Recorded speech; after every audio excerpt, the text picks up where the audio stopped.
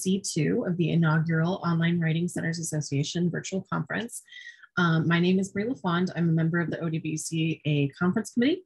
I'm going to be running the technical side of today's event alongside my fellow facilitator, OWCA President Janelle Dempsey. During this session, presenters Ellen Cecil-Lemkin and Lisa Marvel-Johnson will facilitate a workshop entitled Expanding Disability Access, Developing Your Multimodal Toolkit for Writing Center Sessions. So let's first take note of some basic participation guidelines. First, please note that we are recording today's session. And are we now recording? Janelle, I believe we are. So if you have a question but would prefer not to be on the recording, please feel free to use the chat to communicate and one of the facilitators will voice that question for you. Next, please note that we have sign language interpreters with us this evening from Moore Interpreting LLC. The interpreters will be spotlighted during the talk, but if you cannot see the interpreter at any point, please send a direct message via the chat to the OWCA virtual events account, and we will set that up for you. We ask that you refrain from turning on your own audio until you are asked to do so by the presenters. This is an interactive workshop, so you will get a chance to participate, but just let the session facilitators do their thing first. Please feel free, however, to post comments and questions to the chat at any time. And if you need some assistance with that, here's a refresher on how to get to the chat. So you're going to select the chat button at the bottom of the Zoom screen, and a new window will appear with the chat.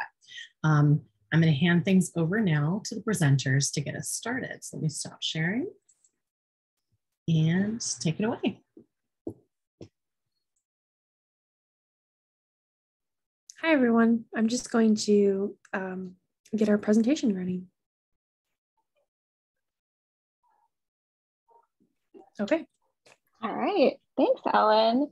So, hi, everyone, and welcome to our workshop on expanding disability access, developing your multimodal toolkit for tutoring sessions. I'm Lisa Marvel-Johnson, and I'm a faculty associate in the Writing Center at the University of Wisconsin-Madison. And I'm Ellen Cecil-Lemkin, and I'm also a faculty associate at the Writing Center. We're so excited to have you at our workshop today. This workshop is intended for Writing Center tutors who have very little experience with accessibility practices, disability theory, and universal design for learning, but who want to learn more about them and apply these ideas to their practices. But if you're not a tutor, welcome. We also think this workshop can be helpful for you as you think through ways to make your tutors' sessions more accessible to a wide range of audiences. But before we get too deep, we'd first like to pause and talk about access in our workshop.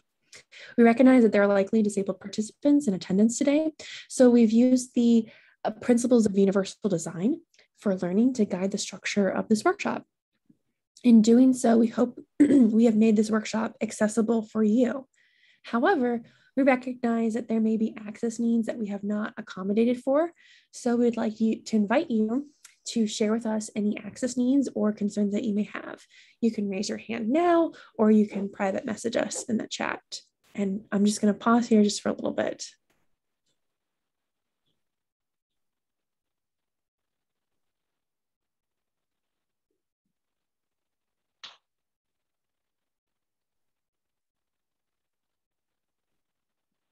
Okay.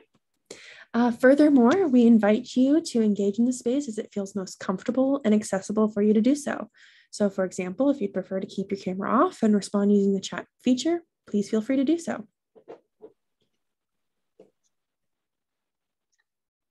Next up, we'd like to provide you access to our materials, and you can access our materials by navigating to tiny.cc/OWCA work. That's tiny, tiny.cc/OWCA work, WORK. And I can put that in the chat. There you'll find the slideshow, our transcript for today, and a copy of our multimodal toolkit and some articles for additional reading.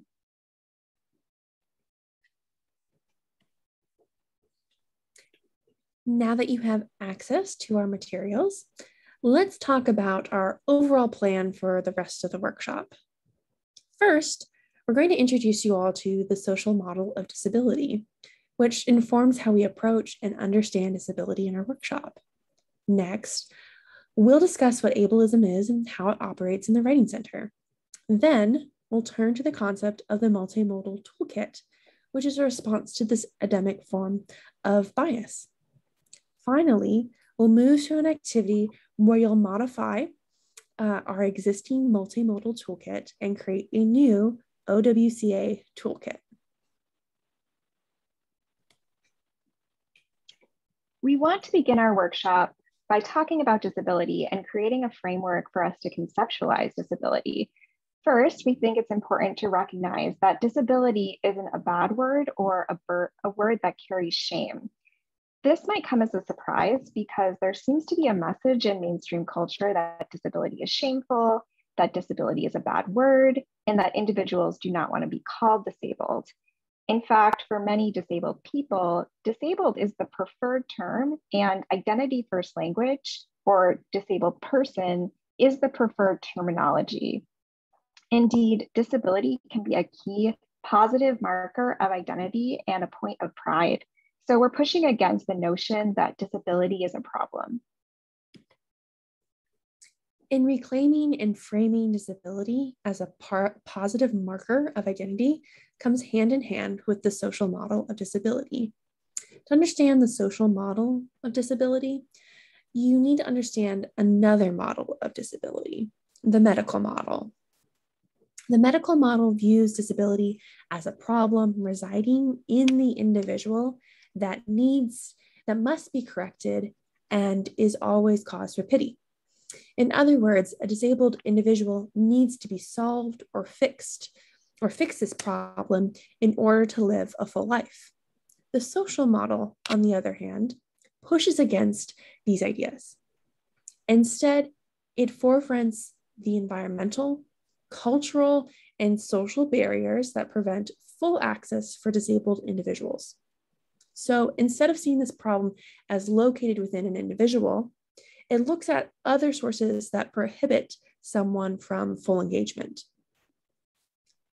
The social model is explained by Margaret Price as, quote, shifting the problem of disability away from individuals and towards institutions and attitudes, unquote. To better understand how these models operate, let's talk about an example. If we have a wheelchair user attempting to enter a building with stairs up to the entrance, a medical model of disability would suggest that instead of fixing the environment, we should fix or cure the disability that's preventing access. In other words, the disability is the source of inaccessibility, not the environment. In a social model of disability, we would look at how the environment is preventing access to the building. Instead of placing it on the individual to figure it out or no longer be disabled, it would be up to the building designers and managers to plan ahead and build in access ramps, elevators, and or automatic doors. So I just talked about one example, but let's take a look at another example and think through the environmental barriers that are preventing access. So on the screen, there's an image of the interior of a library. It features rows of bookshelves filled with books going up along a staircase. And our discussion question is, what's inaccessible about the design of this room? And again, feel free to use the raise hand button or write comments in the chat, however you would like to engage with this discussion.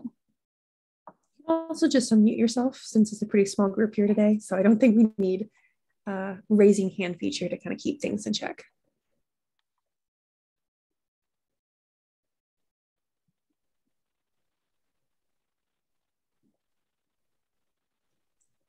Vaguely remember seeing an article about this place when it came out.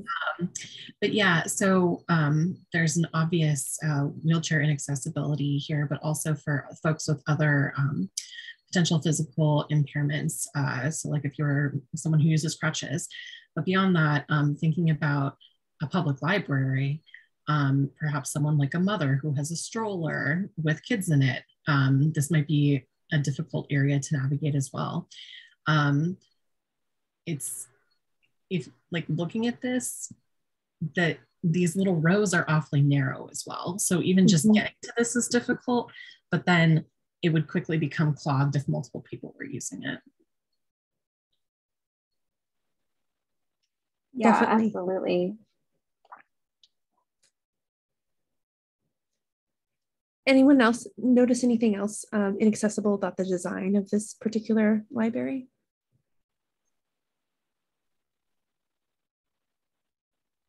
Oh, there's stuff in the chat.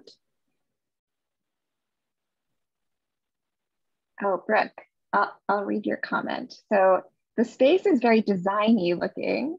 I can see why the planners thought it would be cool. Of course, the staircase dominance makes it tough, but there's also the absence of signage is a barrier.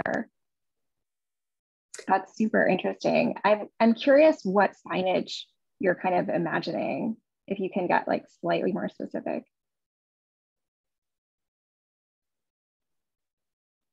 I also definitely agree. I think what's particularly galling for me in looking at this is that it's clearly something that was designed fairly recently. And it's, yeah, upsetting that that's not taken into consideration. Yeah, I guess in terms to answer your question about signage, it seems to me like even if I did have a way to get to say the third level of information, I wouldn't from this photograph, I can't tell what's there. So it also kind of relies on people who have the time and ability to access all of the places to find the things, or to, you know, like we can explore stacks by wandering through stacks and getting inspiration if we have that mobility. But the design also makes it more difficult for me to know what's on each level. And that's if I have the you know, the visual acuity to see it, to you know, navigate it visually before I even attempt to navigate it physically. So yeah, there's a lot about it that's aesthetically pleasing, but then also confounding on multiple levels. Thanks, Brooke. That's a great point. I think one of the things that I was thinking about too is that, you know, the shelves are, I imagine, high. It's hard to see exactly how tall the shelves are, but that could be challenging for someone who needs to reach up and get something. So I also saw that as a potential barrier as well. Any other ideas before we move on? I was going to say, related to the high shelves, I'm a very short person, so a lot of times I have trouble even like reading what's on there, much less being able to reach the stuff up there. Like the top shelves just don't exist to me because I can't read like the book spines. I wouldn't be able to see with like the way the light's reflecting anything that's on that top shelf. Thank you so much, Elle. I think that's an important point. Okay, we are going to move on to our next slide.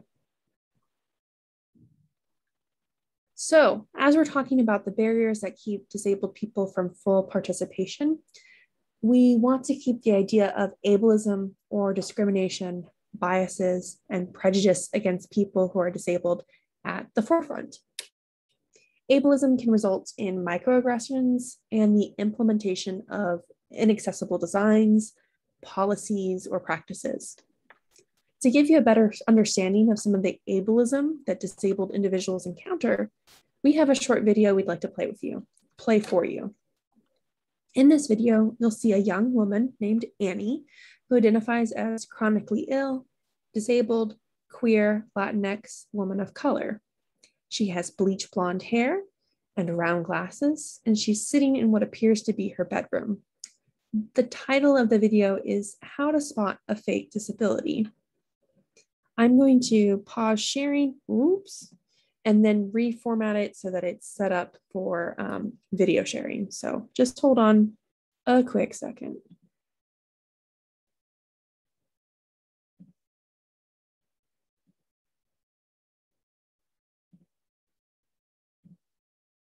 Okay, that should work now.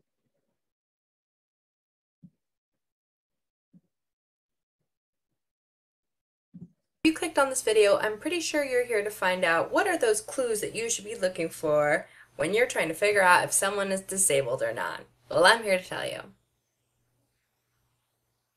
You can't. In case you missed it, you cannot tell if a person is disabled just by looking at them. Disabled people face a lot of harassment because of this misconception that there's some kind of epidemic of people faking disabilities. A common interaction that will occur is when a person will park at a handicapped spot and leave that spot without a mobility device, which then will make a total complete stranger feel entitled to harass that person, whether verbally, confrontationally, or leaving them harassing messages on their vehicle. Time after time after time. Statistically speaking, if you see someone that parks in a handicapped spot and doesn't look disabled to you, more likely than not, they have an invisible illness or invisible disability. For all you know, that person has a feeding tube underneath their t-shirt or prosthetic limbs under their clothes. They could suffer from a heart condition, fragile skin, muscles, bones, etc. Very often I'm told that people who harass people with disabilities have good intentions, that they are just trying to weed out the people who are abusing the system and taking the space that somebody else might really need. However, that does not stop this from being harassment, and there's no way for you to tell who really needs that space just by looking at them. Accusations of faking disability do not stop there. Almost every time, like clockwork, that I get up from my wheelchair to transfer to a different chair, people are stunned. People's eyes grow large. In case you missed it, some wheelchair users can walk.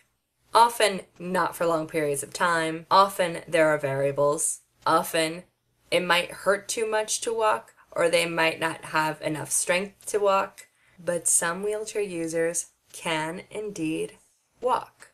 And just because a wheelchair user stands up from their wheelchair or walks does not mean that they are faking needing their wheelchair. People who use mobility devices run a high risk of harassment whenever they stop using their devices for whatever reason. Whether they put it down or get up from their device, a lot of us are scared because there's a lot of ignorance in the world, and a lot of people are ready to attack and ready to call us fakers just because they don't understand that disability comes in different forms. There are also a couple of really harmful misconceptions about disability, such as people who believe that the phrases, "Oh, you're too young to be disabled," "Oh, you're too pretty to be disabled," "No, you just need to lose some weight," are appropriate things to say to people with disabilities. Something that just happened this past week was that I was in too much pain to take my wheelchair out of the trunk of my car, so I used my cane and walked inside the marketplace and used a power scooter to get around the store instead. The stares that I got from people were so cold, so angry, so unwelcoming. I could tell what they were thinking.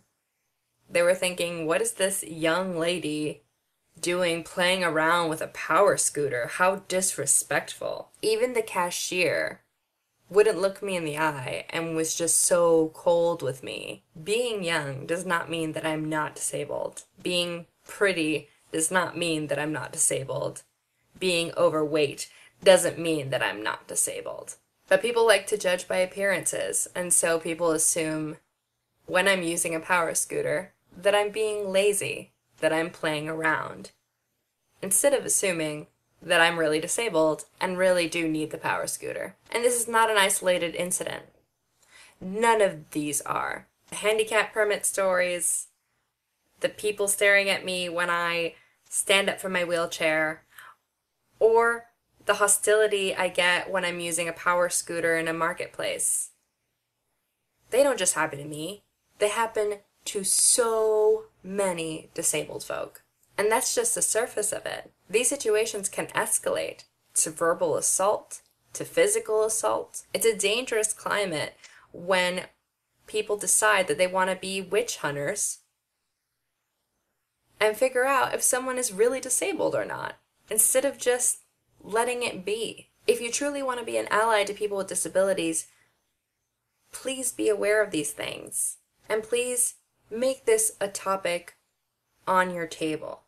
Please protect people with disabilities from this type of harassment. And if someone seriously wants to see if you stole a decal, an officer can very easily check to see if your identification matches the decal number. That's all there is to it. All right, y'all, thank you for listening. I will see you guys tomorrow, probably. Okay.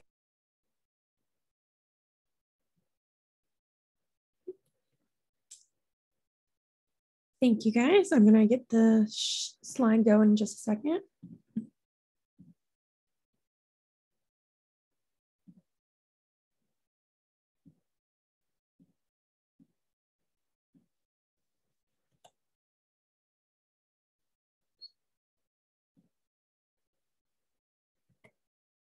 Okay. Thanks, Ellen.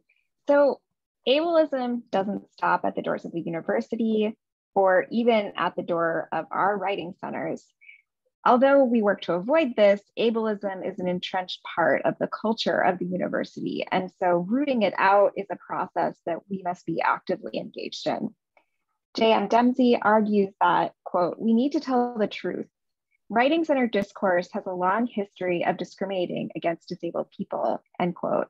And her article, Naming Ableism in the Writing Center, chronicles a number of ways that writing center work is invested in ableist practices in order to make clear that despite many writing centers' progressive ideology, there is still a lot of work that needs to be done.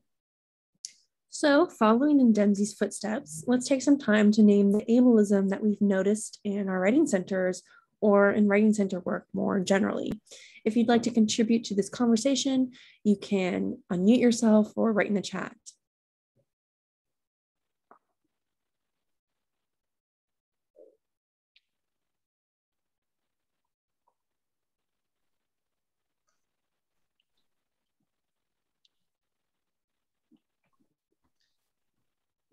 So I work at a fully online university, and some of the things that frustrate me that lack accessibility is they don't have any captions or closed captioning for any of their webinars. They have a whole department that hosts webinars for the entire university.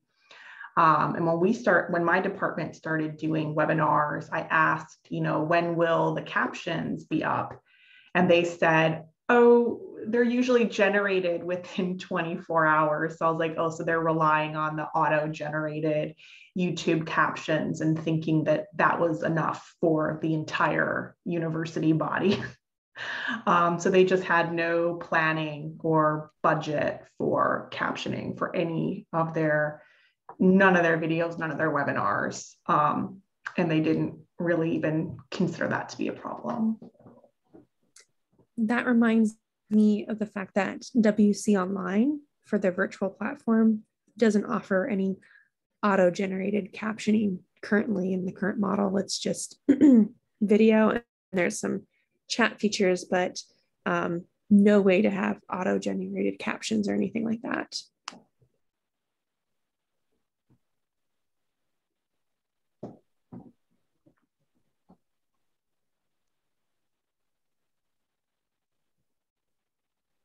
I was thinking about our writing center, and it's located on the 6th floor of our building. And there is elevator access, but there's only 2 elevators for the entire building, and they get so backed up, and we'll just see students like waiting outside the door sometimes to even get into our building.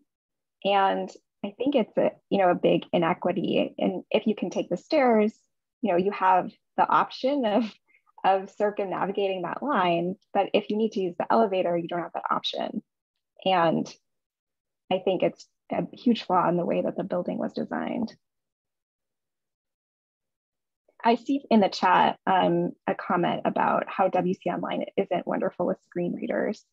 Oh, and Brooke, I see a raised hand. Yeah, sorry, I'm trying to start my video up. Yeah, at my institution, for years, we mostly haven't had a physical writing center in an attempt to be flexible and provide just-in-time tutoring. We mostly do tutoring by appointments in various locations around campus. So now that we're returning to some face-to-face tutoring, a big challenge logistically is that when a student makes an appointment in some kind of random location on campus, there's very little ability to control the ambient noise, the physical access, the visual access, we can't control the environments that we're setting up for this spontaneous appointment-based tutoring. So I feel like we're letting everybody down who wants to meet face-to-face. We can't always anticipate how we can do that successfully.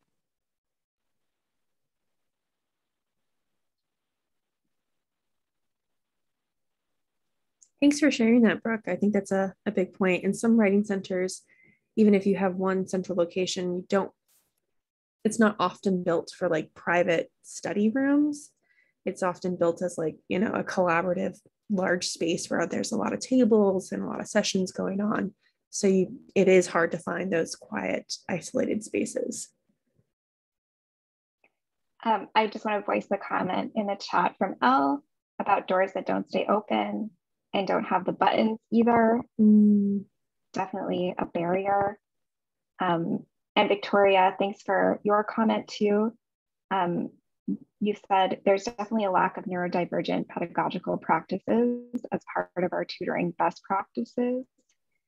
Yeah, I think that's really relevant to the discussion that we want to have today, thinking about what are those best practices and how can we trouble what is kind of common practice in order to create a more accessible learning environment for our students. Yes, I think thinking of that too reminds me of the fact that when I first started tutoring, I was told you need to read the paper aloud or have the student read the paper aloud. And I have a hard time processing like written text read aloud. I need to be able to follow along visually as well. So when I told my director, I was like, this is not a strategy that works for me. He was very puzzled, and it wasn't something he'd ever encountered before, but I couldn't focus on what the student was saying. I had to have it on paper. And so now I tell the tutors in my writing center, I was like, there are a variety of different ways in which you can go through the paper together. It doesn't have to be like read aloud by one person or the other. You can silently read it and check in with the student. And that can be a valid and appropriate approach. And Elle, thanks for your comment too about how reading aloud is often not that helpful for multilingual students. I think that's totally another great point. Like, who are we imagining is the student who's coming into our writing center? And I think we want to expand that imagination in order to actually be inclusive of the students who are in reality coming into to see us. So I think that's a great thing to keep in mind. Another comment here, it also doesn't work for students who are deaf with the big D and little d. Yeah, great point. Thank you guys so much for your comments. We are going to move on so that we can stay on track. So moving on to perhaps more positive or possibly more positive outlook is that one of the great things we have about the Writing Center is that we have a lot of flexibility in how we go about tutoring our students. We do not have to ask them prying questions about their disability status or try to diagnose them. Instead, we have the ability to challenge our own ableism and to offer them flexible approaches from the start to tailor the suit their needs. These flexible approaches are collected in a multimodal toolkit, and we'll spend the second half of this workshop defining this concept, explaining how it's been used at the University of Wisconsin, and then thinking about how to apply it in other contexts like your own writing centers. The term multimodal toolkit comes from an article written by Allison Hitt, Access for All, the Role of Disability in Multiliteracy Centers. This article is available in our Google Drive folder for this workshop if you want to read it. According to Hitt, quote, developing a multimodal toolkit involves developing rhetorical strategies that push against fixed communicative interactions and present more opportunities for students. The idea is not to max out all sensory options, but to provide flexibility, end quote. Practically speaking, creating a multimodal toolkit involves compiling strategies that account for a wide range of students and abilities. For Hitt, accessibility means maximizing all students and tutors' ability to make use of both the physical and intellectual space of the Writing Center. When tutors have access to this toolkit, they can expand the kinds of teaching they do in their Writing Center sessions so that their teaching is more accessible to a wider range of students. Excuse me.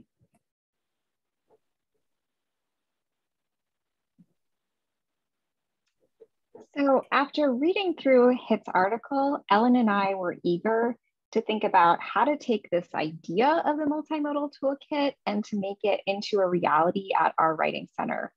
We wanted to help our tutors break out of patterns of teaching that had become standard in order to move towards Writing Center teaching that was truly accessible for all students. In order to accomplish this goal, we worked with Writing Center tutors in order to compile a long list of different types of Writing Center teaching strategies. We read through the list and organized strategies into different categories like brainstorming, grammar, and logic. Our intention was to include strategies that would work for a wide variety of students so that a tutor could easily give students many different options for how they could improve a particular aspect of their writing.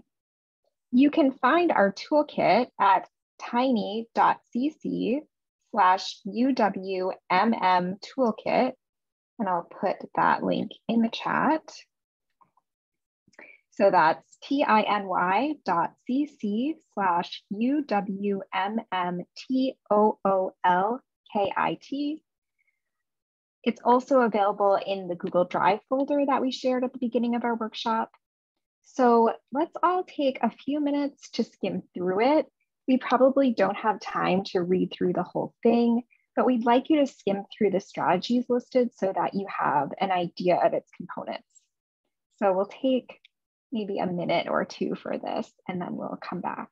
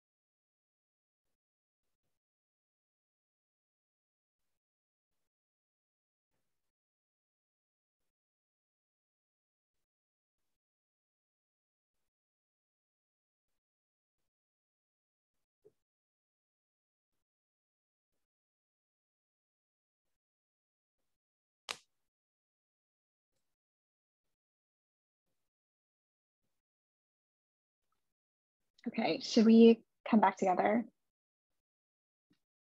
So we know you probably hadn't a chance to look at everything yet, but we do want to make sure you have more than enough time for our activity. So now that we've read through, or at least skimmed, the multimodal toolkit that was created at the University of Wisconsin-Madison, we'll spend the last part of our workshop thinking about how you can apply a similar approach to your own writing center work. Our goal will be to create a new version of the multimodal toolkit, an OWCA version, which will be based on the toolkit that was developed at our university, but will be revised so that it's relevant to contexts outside of UW-Madison and takes into consideration all the great perspectives that you are bringing to our workshop. So we'd like to ask you to check out our starter draft of the OWCA version of the multimodal toolkit. It's available in our Google Drive folder and also available at tiny.cc/OWCA toolkit. Sorry, we have a lot of links. I'll put that in the chat.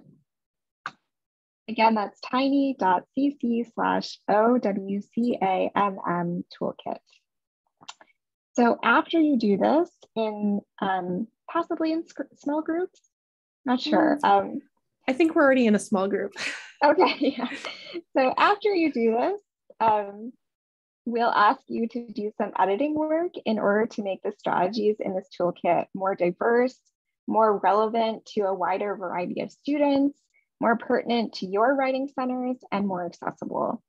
As you do this, think about what we've talked about earlier about the social model of disability and ableism. As you do this, we'd like you to do it in suggestion mode. So please, one, revise any strategies or language that should be edited, and two, add strategies or categories that are relevant to your writing center or your experience of writing centers generally. So like I said, again, we're already pretty small here, so and the breakout groups have been disabled for this meeting, so we're just going to stay here in this space. So go ahead and navigate over to the document. We'll allow anyone to like open up and chat either in the chat or unmute yourself. We're going to give you all about, let's see, how are we doing on time? 10 minutes, Lisa? Do you mean 10 or 15? Let's do 10. Yeah. 10 minutes. Would it be worthwhile sharing the screen, sharing the Google Docs screen? I could do that. I will.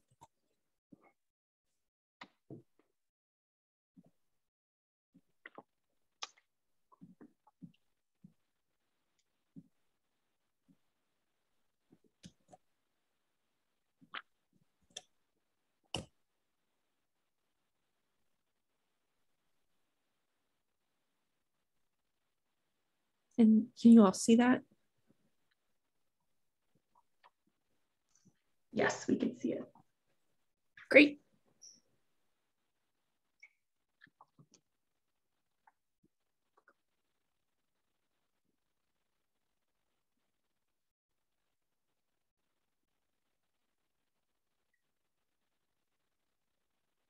And thank you to those of you who are providing comments and additional strategies on the doc. This is great. And you're welcome to chat through any ideas you have, or we can also just kind of do this reflectively.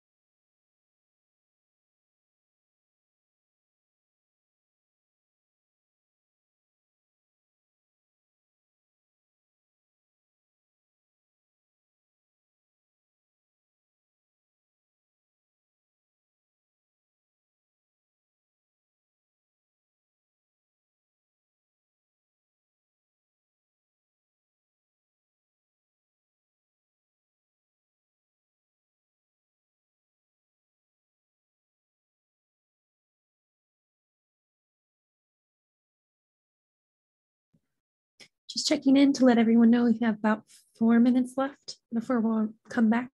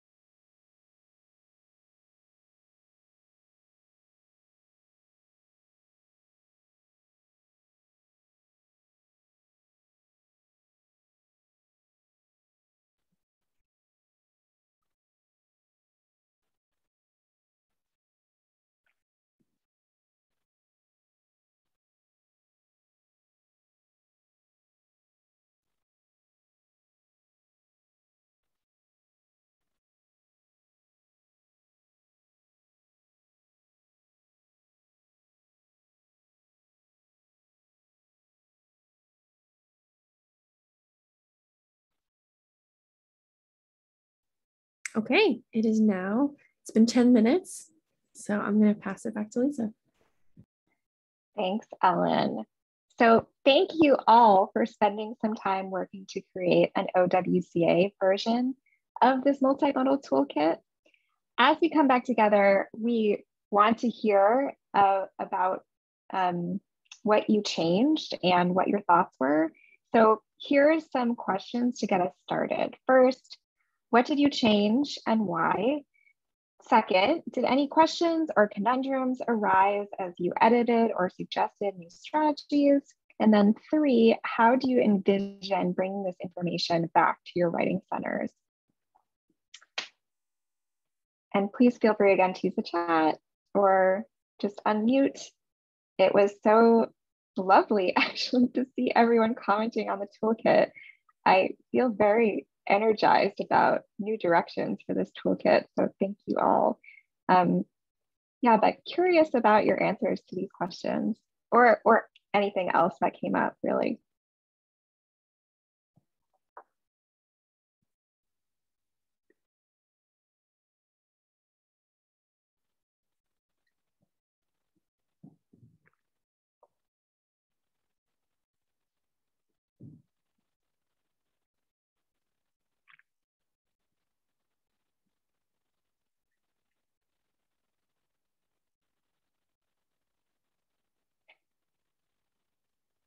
I was thinking, sorry. Go ahead. I was thinking with some of the visual learning examples, because I too had thought of maybe, it's like there's the first point about switching the appointment from synchronous to asynchronous. I was thinking about maybe incorporating screen capture software into that. but maybe also further thinking through the accessibility of that. So working with tutors to determine, okay, you're going to do screencast or response video. So how are you going to do captions? Are you recording it on Zoom? Do you know how to go in and correct your own captions on Zoom in order to then send it back to the student, that kind of thing?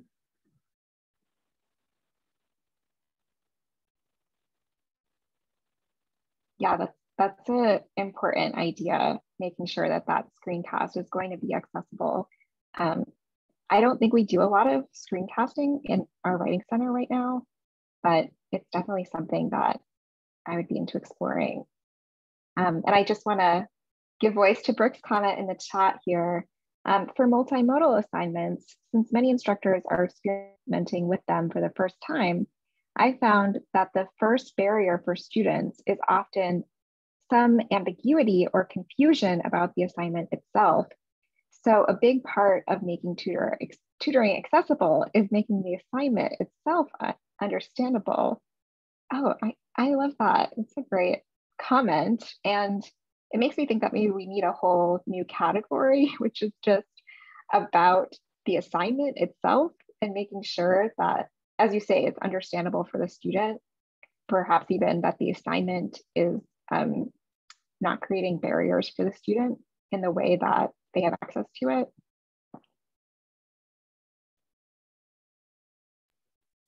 Yeah, that makes me think about how many of my sessions working with students involve breaking apart the assignment and trying to better understand that. Thank you, Brooke.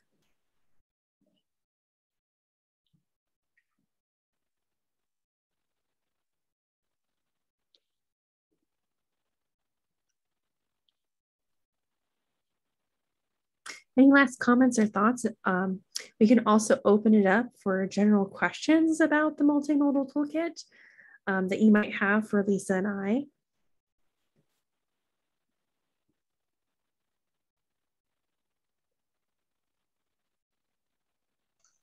I think this toolkit is awesome. And so I'm wondering, do you have any plans to share it, outside of this session or with the wider community? Do you want to put it up on the OWCA website and you can share it with people? We would love that. One of the things that we have done is that we've, UW-Madison runs the Another Word blog. And so we've created a blog post and talked about the process of developing this tutor training and developing the toolkit. But I think the more places we can put something like this, the more tutors it can reach.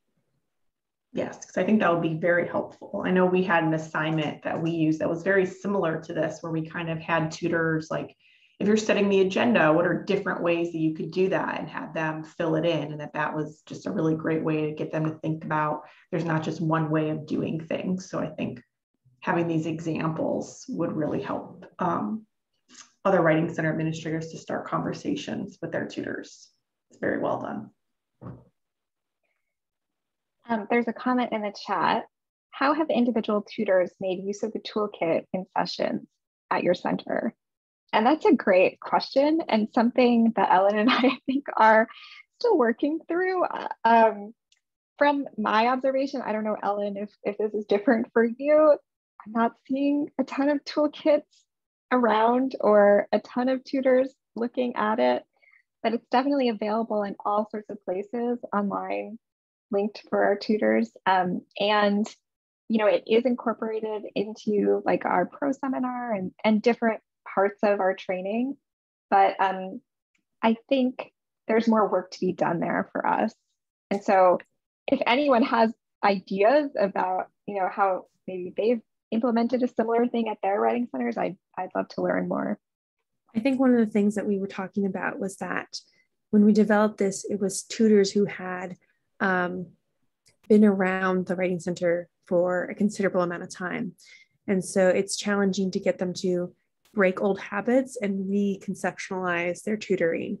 And so while I think this was a generative activity for the tutors, it also it's hard to see like if there's long-term effects, right? Especially since we just introduced this to them like a semester ago. But as Lisa mentioned, we do have a new crop of incoming tutors, and this is part of the tutor training that they go through. So we could be seeing more impact down the road. A few more things in the chat. So Brick, this is such a great resource. I'd love to share it with my tutors. I think absolutely, we would love that.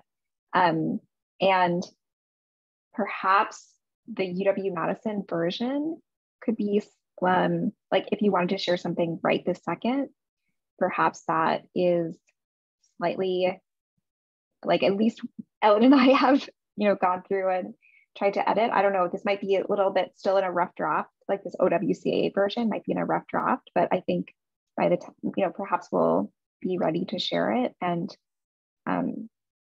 yeah, we would love for you to share it. And also the concept too of the multimodal toolkit. And then another comment, I might suggest when we've implemented new practices / resources, we've asked that they provide written reflections on how they've taken up those practices / resources in their tutoring. Yeah, I love that reflective element. Yeah, they, the tutors here, got it. I love that reflective element. That's a great suggestion.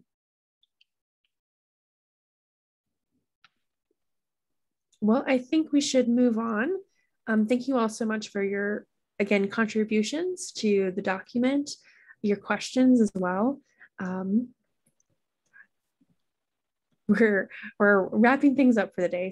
So again, thank you so much for your time today. We really enjoyed speaking with you about this powerful tool for Writing Center work. If you want to continue this conversation, we invite you to email us. My email address is cecillemkin, CECILLEMKIN